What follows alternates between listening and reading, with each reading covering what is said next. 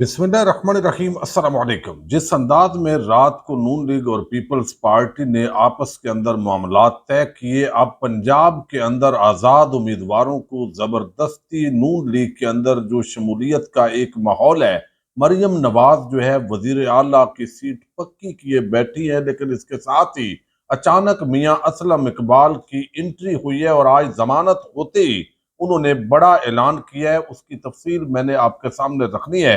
दूसरी तरफ Sindh high court ने इस इलेक्शन पर बड़े सवालात उठाए हैं। सोशल मीडिया जिस अंदाज के अंदर बंद किया गया और अब जो बंदर बांट हो रही है उसको तो उल्टा के रख दिया है। एक बड़े जबरदस्त रिमार्क सुन के आए हैं, वो भी आपके सामने रखने। और इस्लामाबाद का एक तकड़ा अफसर क्या निशान इबरत बनने जा रहा है। जस्टिस बाबर सतार जो है उनकी बड़ी जिम्मेदारी उन पर आयद हो गई है और उन्होंने क्या कहा है आज इस केस के अंदर, वो भी आपके सामने रखना है। उम्मीद है आप समाप्त करेंगे और अपने कीमती फीडबैक से जरूर आगाह करेंगे। इस वक्त सुप्रीम कोर्ट ऑफ पाकिस्तान के अंदर जजेस की असामियां खाली हैं और इस पर बहुत डिस्कशन हो रही है। कुछ जो ऐसे जजेस जो इस वक्त सुप्रीम कोर्ट ऑफ पाकिस्तान के अंदर जिनको आना चाहिए उनको नहीं लाया जा रहा और उसके लिए जो इजलास है वो डिले किए जा रहे हैं। काजी साहब माजी के अंदर जो बयानात देते रहे हैं, अब खुद उसके मुतजाद किस तरह चल रहे हैं वो अलहदा एक वीडियो के अंदर मैं कोशिश करूंगा आपके सामने कुछ डिटेल्स रखूं।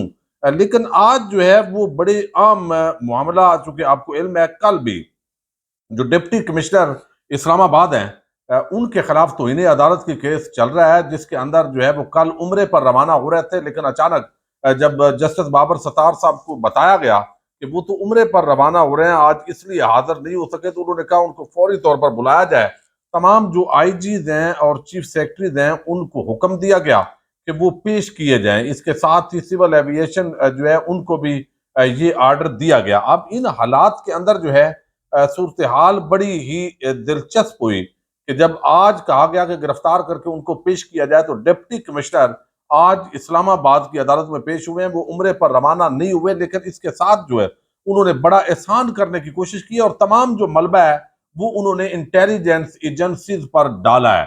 अब ये किस अंदाज के अंदर, चूंकि शहरयार अफरीदी और शानदाना गुलजार उनका ये केस था बेसिकली कि उनको बार बार एमपीओ के आर्डर जारी करके उनको अंदर जो है वो जेल में डाला जा रहा था और कोई और केस उन पर था नहीं। तो ये अंधेर नगरी चौपड़ राज जो कुछ मुल्क के अंदर हो रहा है उसका ये एक तसलसल था। तो जजेस भी तकरीबन कंप्रोमाइज हो चुके हैं। तो इस पूरे सिस्टम के अंदर बगैर ये एक तासर बन गया है। लेकिन कुछ जजेस जो है वो जब उनके पास कोई केस आता है तो वो जमीर की आवाज पर, कुछ आइन और कानून पर जरूर बोलते हैं। बाबर सतार जो है उनका शुमार इन्हीं जजेस के अंदर होता है। अब ये बाबर सतार ने आज फिर केस की समाअत की। डीसी इस्लामाबाद इरफान नवाज मेमन ये इस्लामाबाद हाईकोर्ट में पेश हुए। डीसी इस्लामाबाद जो है वो कहते हैं कि इस केस में 18 समातें हुई, किसी समात में गैर हाजिर नहीं हुआ, अपने आप को इस अदालत के रहम करम पर छोड़ता हूं। जस्टिस बाबर सतार ने उनकी सरजनश करते हुए कहा कि क्या आप समझते हैं कि ये मजाक है, आपके खिलाफ तो इन्हें अदालत चल रही है। आपने 970 दिनों के अंदर इन्होंने 69 एमपीओ आर्डर जारी किए हैं। क्या इनके उनके बच्चे नहीं है, उन्हें उम्रे पर नहीं जाना जिनको आपने अंदर डाले रखा। और वो आप जो है वो इस मामले के अंदर आज जो है वो बड़ा गुस्से हुए। तो इस्लामाबाद के जो डीसी साहब है उन्होंने कहा कि ये केस कल जो है वो चीफ जस्टिस ने कहा कि ये कल मुकम्मल हो जाना था, जस्टिस बाबर सत्तार ने, सॉरी। तो इस्लामाबाद के जो डीसी हैं उन्होंने जवाब दिया कि मैं अदालती हुक्म अदूली का सोच भी नहीं सकता। तो जस्टिस बाबर सत्तार ने इस्तफसार किया कि आप बताएं कि फिर ये आप आपकी मर्जी से बेंच बनेंगे, यानी उन्होंने कहा जी किसी और बेंच के अंदर मुंतकिल कर दें। तो इस पर जो डीसी साहब हैं उन्होंने कहा जी चूंकि हमारे यहाँ अमन व अमान का मसला है, एजिटेशन पर इंटेलिजेंस ब्यूरो ने आगाह किया। डिस्ट्रिक्ट इंटेलिजेंस कमेटी में तमाम हसास इदारों के नुमाइंदे शामिल थे।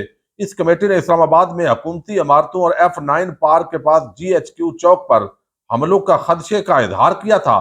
तो ये इस तरह की बातें करते रहे, इस तरह की गुफ्तगू करते रहे, तो इनसे खतरा था। अब उन्होंने कहा भाई एक बंदा पिछले 70-80 दिन में आपकी कस्टडी के अंदर है, तो वो कैसे जो है वो हमला कर सकता है, वो कैसे ये सारा अगला चले। उस वक्त तो आपने केस डाल दिए, अंधेर नगरी मचाई, یعنی آئین قانون کو پاؤں تلے روند کے زرداری شریف مافیا کی بغیر نوکری کے لیے پورا سسٹم جو ہے اس کو لگایا گیا. اور آپ دیکھیں ججز کو بھی پتہ ہے, لیکن بے بسی کا عالم یہ ہے کہ اب یہ ایک جج ہے, اب یہ ڈی سی نشان عبرت بنیں گے یا جج صاحب بنیں گے, یہ بھی اس سسٹم کے اندر پتہ نہیں ہوتا. اور جج صاحب کیسے بنیں گے, وہ حکم دے بھی دیں گے, اس کے بعد ڈویژن بینچ بنائیں گے جسٹس عامر فاروق صاحب.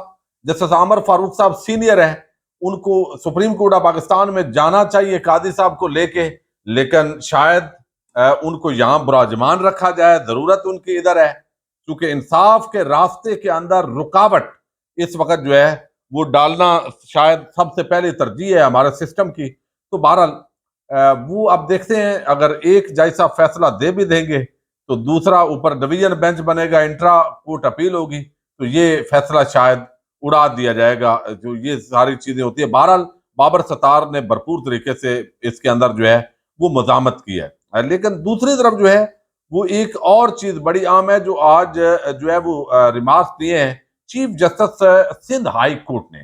یہ بیسیکلی جو سوشل میڈیا آپ کو علم ہے بند کیا گیا تمام ٹیلی فون نیٹ ورک الیکشن والے دن کے اندر, اس پر یہ چیف جسٹس ہیں سندھ ہائی کورٹ کے, ان کے ریمارکس آئے. ریمارکس یہ بڑے سخت ہیں. اس کا مطلب ہے کہ ججز کو بھی اندازہ ہے کہ ظلم کیا ہو رہا ہے, لیکن وہ بھی بے بس ہیں, پورا سسٹم ہے. Chief justice Sindh high court نے سوشل میڈیا اور انٹرنیٹ بندش کے کیس میں ریمارکس دیے کہ جیسے الیکشن کروائے ہیں ماشاءاللہ پوری دنیا تعریف کر رہی ہے, اگر ڈرائنگ روم میں بٹھا کر عہدے بانٹنے تھے تو الیکشن کروانے کی کیا ضرورت تھی. اب دیکھیں یہ ہر پاکستانی یہی سوال کر رہا ہے جو chief justice Sindh high court نے بھی آج کیا ہے. یہ بندر بانٹ ہے, یہ لوگوں کے مینڈیٹ پہ ڈکیٹی ہے, اور اس ڈکیٹی کے بعد جو ہے یہ آپس کے اندر مل کے قبضہ کیا جا رہا ہے سیاسی طور پر پاکستان کے اوپر, اور ماشاءاللہ یہ ہو رہا ہے. انہوں نے کہا, تو سندھ ہائی کورٹ نے چیف جسٹس نے کہا کہ انٹرنیٹ اور سوشل میڈیا کی بندش کے خلاف جو ہے وہ یہ سارا کچھ ہوا ہے, جیسے الیکشن کروائے ہیں اس پر انہوں نے بات کی. اور پھر جسٹس عقیل عباسی جو چیف جسٹس ہیں انہوں نے کہا کہ پی ٹی اے کے وکیل نے کہا کہ ابھی تو انٹرنیٹ چل رہا ہے, وفاقی اور صوبائی حکومت کی جانب سے سیکیورٹی خدشات کے پیش نظر انٹرنیٹ اور موبائل سروس بند کی گئی. انٹرنیٹ سروس بند ہونے سے ملک میں امن و امان کا مسئلہ نہیں ہوا ہے, سب سے عام مسئلہ نیشنل سیکیورٹی کا تھا, نیشنل سیکیورٹی کی وجہ سے انٹرنیٹ سروس بند کی گئی تھی. اس پر chief justice Sindh high court نے کہا کہ ایسا مت کریں, لوگ سمجھدار ہو گئے, لوگوں کو سب پتہ ہے کون کیا کروا رہا ہے. پریشر کوکر کی ہلکی سیٹی بجتی ہے, اسے بجنے دیں, ایسا نہ ہو سیٹی بند کرنے پر پریشر کوکر کی طرح سب پھٹ جائے.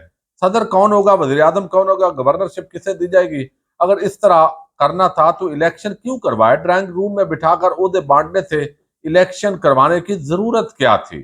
تو پھر انہوں نے انٹرنیٹ جو سروسز ہیں ان کو بحال کرنے کا فوری طور پر یہ حکم دیا. جی سندھ ہائی کورٹ کے چیف جسٹس نے, جو آپ نے ٹویٹر بند کیا ہوا ہے ایکس, اس حوالے سے بھی انہوں نے حکم دیا. عمل درآمد کتنا ہوتا ہے یہ ایک علیحدہ معاملہ ہے. اب دوسری طرف جو ہے اس وقت جو پاکستان کا سب سے بڑا مسئلہ ہے ہمارے میڈیا کا, وہ یہ ہے کہ مریم نواز جو ہے وہ وزیر اعلیٰ پنجاب کا حلف اٹھانے جا رہی ہیں, اور آج جاتی عمرہ کے اندر ایک اجلاس بھی ہو رہا ہے پارلیمانی. اور حیرت کی بات یہ ہے کہ رات کو اسلام آباد کے اندر ایک پریس کانفرنس ہوئی اور اس کے اندر حکومت کا اعلان ہوا. اس وقت بھی نواز شریف موجود نہیں تھے, بلاول اور زرداری دونوں موجود تھے. تو میاں صاحب بیچاروں کے سارے خواب چکنا چورو میں, لیکن جو کرپشن چور بازاری انہوں نے کی, ان کا ڈکیٹی کا جو بھی پیسہ تھا چوری کا وہ محفوظ ہے.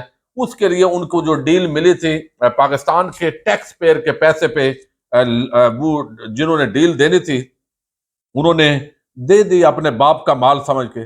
لیکن دوسری طرف جو ہے وہ اس وقت مریم نواز جو ہے وہ ظاہر اجلاس کی صدارت کر رہی ہے, پارلیمانی اجلاس ہے, کیسے چلنا ہے, کیسے معاملات ہوں گے. آزاد جو شامل ہوئے ہیں نون لیگ کے اندر وہ بھی اس میں شامل ہیں. لیکن جو بڑا مسئلہ بنا ہوا ہے وہ یہ ہے کہ مریم نواز نے وزیر اعلیٰ جب بننا ہے تو وہ لباس کون سا پہنیں گے.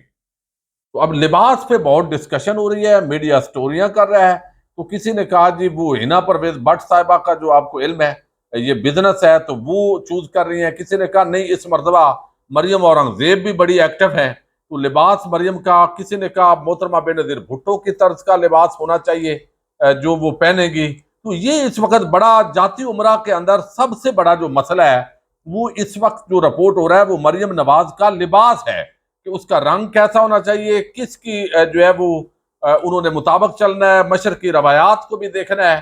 تو یہ اس وقت ایک چیز تو چل رہی ہے. دوسری طرف جو ہے وہ ایک اور معاملہ ہے، اور وہ ہے یہاں پہ اسلام آباد کے تینوں حلقوں کا جو الیکشن ہوا ہے اس پر ہم تفصیل سے بات کر لیں گے.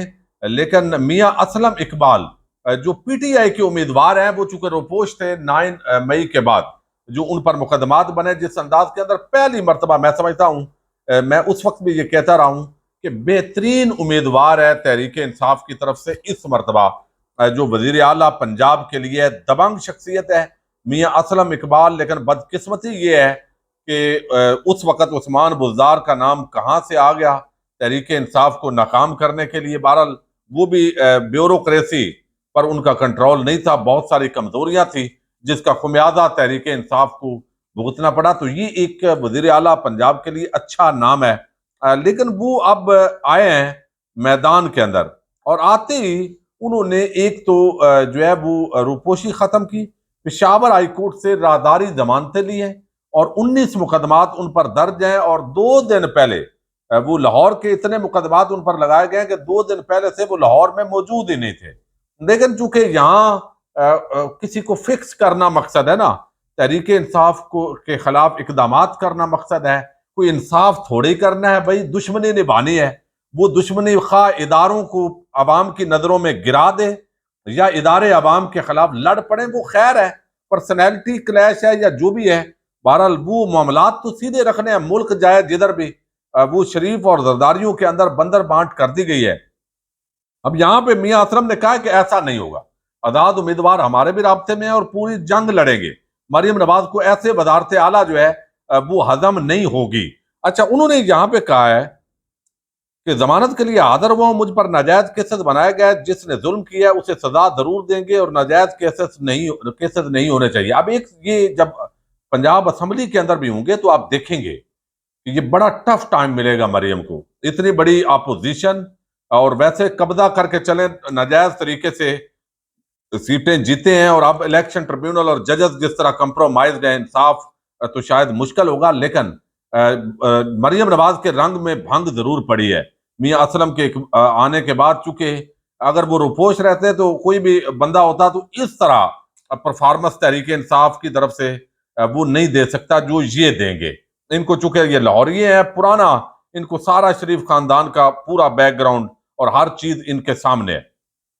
وہ کہتے ہیں 9 مئی میں ایک وقت میں مختلف مقدمات بنائے گئے، 7 مئی 83 سے ضمانت کرانے کے بعد لاہور سے چلا گیا تھا. میری کوئی C C T V safe city کی فوٹیج کوئی ایک چیز بتائی جائے.